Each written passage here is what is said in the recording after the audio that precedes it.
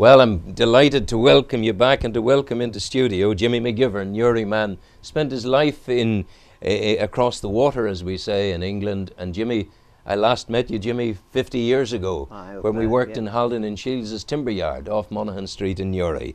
And it's been an interesting time because Jimmy McGivern was put slightly to the one side and Johnny Starr entered. Johnny Starr entered the game.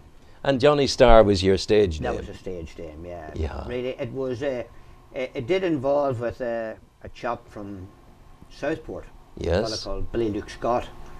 Lord rest him. But Billy, he managed Tom O'Connor, and oh yeah, he was Tom O'Connor. He played ukulele banjo and that. And I had an agent at the time when we moved. That was early 70s.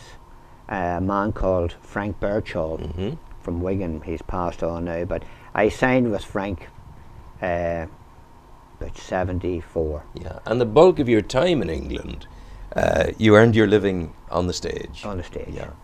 Yeah. Before we talk and shoot the breeze about the old times, maybe you'd give us a flavour of the guitar. Oh, well, you're asking something then. Oh, I'm delighted to have you here doing it.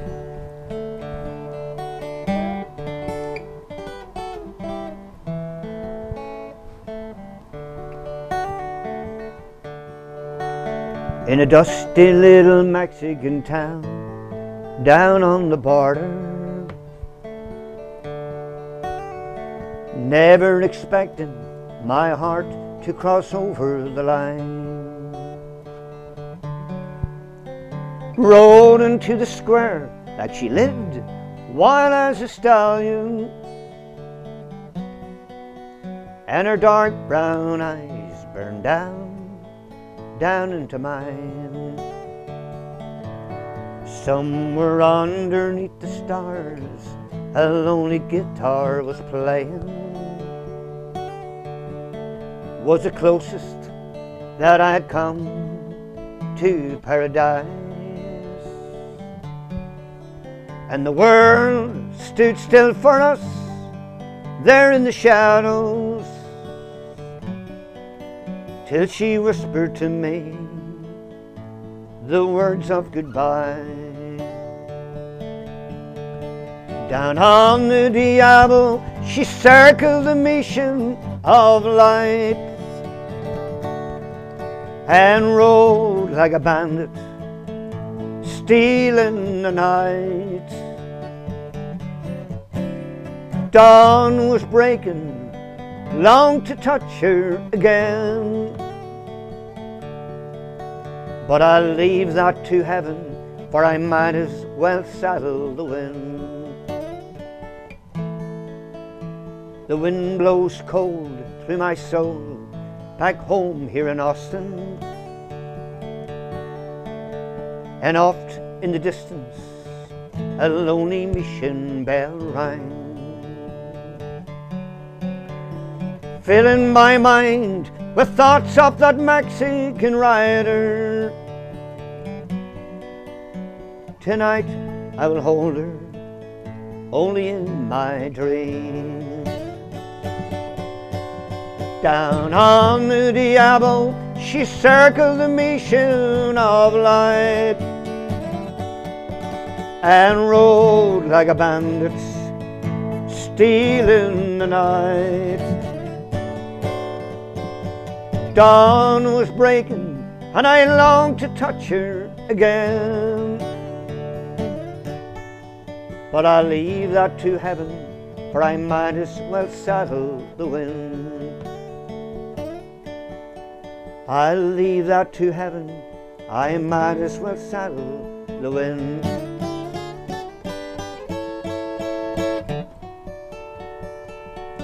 So beautiful. So beautiful. Thank you so much. Some woman, you know, you might as well saddle the wind. You might as well saddle the wind. She was a crazy woman. She was a crazy woman. Indeed, indeed. But the lovely things you were doing with the guitar there. Yeah. I don't know the proper musical term, but there were little tremolos there coming in, boom, just wee ups and downs. That's clever, and that was made the difference in that song. Yeah.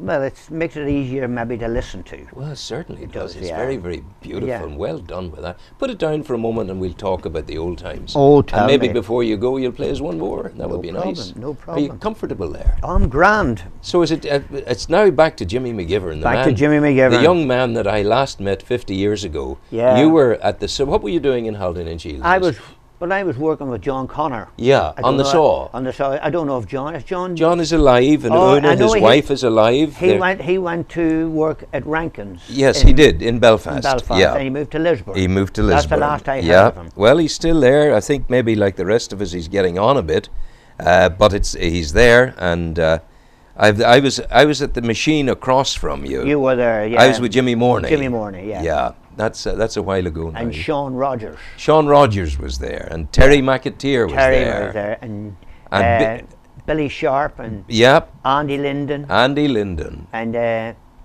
was a lad, Harry Cowan. Harry Cowan was there. Yes, for goodness and sake. Shaw, yeah, fella Harry Cowan used to make the tea in the morning. used to make the tea. He's over in the boiler. in the boiler, yeah. Yeah. Well, I think I got in there by telling lies about my age because right? I'd done a runner out of the Abbey. Oh. And I wanted to get clear of school, and I was never. And Luke Carr, God Luke, rest him, yeah, Luke and was there, they were yeah. just such good people. And I remember John Haldane, the son of the father. That's right, John yes. came in, and John. It was in our time that John built the. He built the hardwood shed in the middle. In the middle of the. Do you remember? Yeah, I remember that. Yeah. And then when I told him when I was leaving to go to college in Belfast, he said, "Rowan, are you sure?" And I said, "Well, I am, John." He said, "Look, if you stay, you'll get Jimmy's machine." And we had just brought in a new moulding. Jimmy's thing was he would do the floorboards, and That's he would right, do the yeah. moulding, Yeah. all the lovely shapes Yeah. in the wood. Yeah. And he said, "If you stay, you'll get Jimmy's machine when Jimmy retires." Ah. And then John, of course, before he died, he was in Newry Rotary Club, and I was invited as a guest. And at that stage, I was the head of Radio Current Affairs in the BBC. And he was there, and I said, "John, the last time we spoke, you promised me Jimmy Morney's machine when he retired." Yeah. Well, as I understand it, Jimmy died 2 years ago. Yeah. And I rather think I might have been waiting a long time. And we had a good laugh about that. But there was a kind of nice family atmosphere down Oh, in it the was yard. fantastic. I mean, we had like the lads, Ernie Coulter and Ernie is still around. Hello, and, Ernie. Good morning to you. and was Lord rest, I think Willie Cunningham. He passed Willie away, Cunningham and Jackie from he's in Warren Point living now. Oh, Jackie. He was down at McManus. McManus in the bottom shed. Yeah, that's right. Yeah. And then there was a chap who, unfortunately, he got killed there, Jackie Patterson. Jackie got killed on the saw. On the saw, yeah. He was in the morning time. Jackie was out and trying to start the saw and swing it. yeah, Bum, bum. And his coat caught on on the it, thing, yeah, and he and was. he was It killed, wasn't yeah. good. He was killed. He was killed. Oh, it was. But so many people like old John Bradford and all these people, they were great people. Yeah. They were great people. And it wasn't like a boss and There was worker relationship. no. It was all good. Did the railway run close by? It run behind us, yeah. Behind us, and that was the line from Edward Street going down across to the Dublin Bridge. to Dublin Bridge. And then on down to Warren Point. Yeah. And also it cut off at Yeah. Dominic Street to go, not Dominic Street, Bridge Street, to go to Omeath. Omeath. And I remember there when we were in Haldane Shields, where we used to work up the lower end, it was down the yard Yes. end. On the other end of it, up with the office, there used to be a saw there, and we used to have to split extra long timber, Yeah. and we had a hole in the wall To push it and we through. used to push it through, but we had to wait to make sure the train wasn't passing. Wow.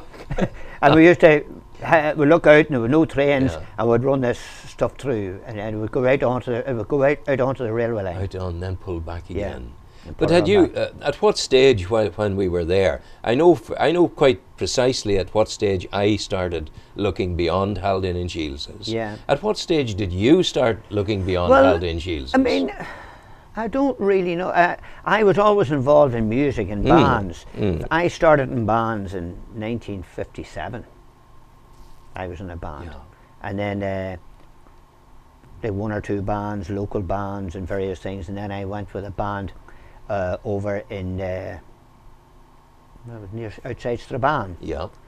and played a while for them, and then come back and I joined a band called the Rhythm Aces, and then which was the Hilton. It formed the Hilton round in the early by 61, and then I stayed with them, but I was never one for bands. I always wanted to be on my own. On your own. And then the opportunity came I left that, done a bit on my own, and then I formed another band in Newry called the Epic. Oh, did you form? I formed the Epic, yeah. I put the Epic together in the early that an days. association in some way with Eber Clark? Aber, well, that was before Aber. Yeah. Aber had the shop at the time. Down the mall. Down on the mall. Yeah. And I put this band together. I got Jeannie Poocher and Jerry, and Jeannie's wife, Alan McGurk, and a wee lad played drums with us from Dundalk, Paddy McGee. But it was Brenton Hughes had a little band at the time called the Red Rockets. The Red Shadows, that's what it was called. And he asked me to join, and then he packed it all in, and I was left with the rest of the few lads. So I went and got some other players, and we were sitting in Jerry Poocher's house one night, and we were thinking of the name of the band, and we were going through records on the floor, and I happened to pick these old LPs up, and one of them was Epic Records. Wow. And I said, there's a good name for the band. For the band. And I remember Jerry Poocher picking the record up and going into the back kitchen, and his father, old Joe, was sitting smoking a pipe at the fire. He says, Dad, what do you think of this? He says, that's a good name for the band. That's the good name, and that's how it happened. And that's how it happened. Well, how did your life go in England? Did you marry? Did you have family? Yes. Happened? I got married here before we went away. My wife's from Dundalk, and I have two boys, Brian and Stephen. And Brian plays guitar. He's based here, and Stephen lives in England. He works at Rolls Royce in England, and but we all just kept the music going. And then as I say, went to England and signed up. Where did you settle there? Where did you settle? Settled just about a place called Accrington, outside Accrington. And was that all right for you? Because you were coming, let's be honest, you were coming from a family atmosphere of a Newry community that had the warmth and the wonderment of Haldane and Shields in the middle of it, and you were going to a place that we would have thought in those days quite angular and quite cold. Accrington. Yes, was that Accrington Stanley? Accrington Stanley was the football team. Yes. Well, my wife's sisters and brothers all were based there, so there was a family connection to go to. And then I went into the working men's clubs, which was hard work. If they didn't like you, you didn't get paid, and you were sent home. Lucky enough, that never happened to me. But I was playing in a club in Southport, the railway club, and a chap's mother was from Newry, Rodney Doherty. Yes. His mother was Josie, and they lived in Southport, and she was there at the club that night.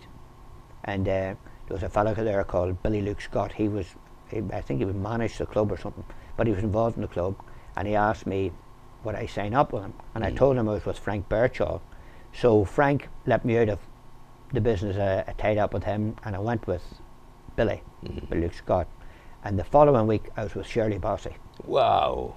The following week. What did you think of her? I was a brilliant lady. I'd done a few shows with Shirley, and it happened in about a month. Yeah. All happened in about a month.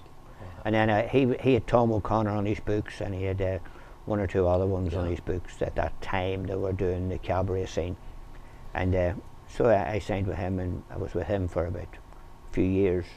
And then Billy unfortunately passed away, and I got in touch with Frank, and Frank just carried on doing. Well, Jimmy, are you back in Newry now full time? I am back in Newry full time. You're most welcome, and I do hope that you'll grace our studio on more than one occasion in the future. Oh, I'd love to. That would be my hope. Love to, yeah. And maybe it plays out now with another little tune. Well, I'll do one which would maybe mean something to some people. Wow, we'll hear this. I should tell the people very shortly you'll be hearing of the something you haven't heard of yet, but the Sunflower Festival. I'll be bringing you news of that very shortly. This maybe bring back memories to some of the lads in the old show bands. At the age of 14 was the start of a dream when I first picked up a guitar. Well, a few years did pass, then the break came at last to play in the town's big show band. Me father, he did say, keep strumming away, but never give up on your dreams. Never give up, never give up, never give up on your dreams. But playing in bands, sleeping in vans, driving all hours of the night, it wasn't for me, so I set myself free to find out what life's all about. And me father, he did say, you keep strumming away and never give up on your dreams. Never give up, never give up, never give up on your dreams. But in '85 the dream came alive when I played in Carnegie Hall. The lights and the heat and the crowd on their feet, and a voice echoed over the hall. Your old father, he did say, you keep strumming away and never give up on your dreams. Never give up, never give up. You must never give up on your dreams. You must never give up on your dreams. Wow, hey, that was fancy. That was fancy stuff at the end there, I tell you. Thank you very much. It's a long time since those hands pushed a log through the hole in the wall, I tell you. You'll be with us again, please God. Lovely. Thanks for having me. Not at all. Thank You're you so very welcome. much indeed. It's Thank nice you. to remember the old days there. And Sean, you will now help us bridge the gap to the Sunflower Festival with a lesser genre of music. Sean.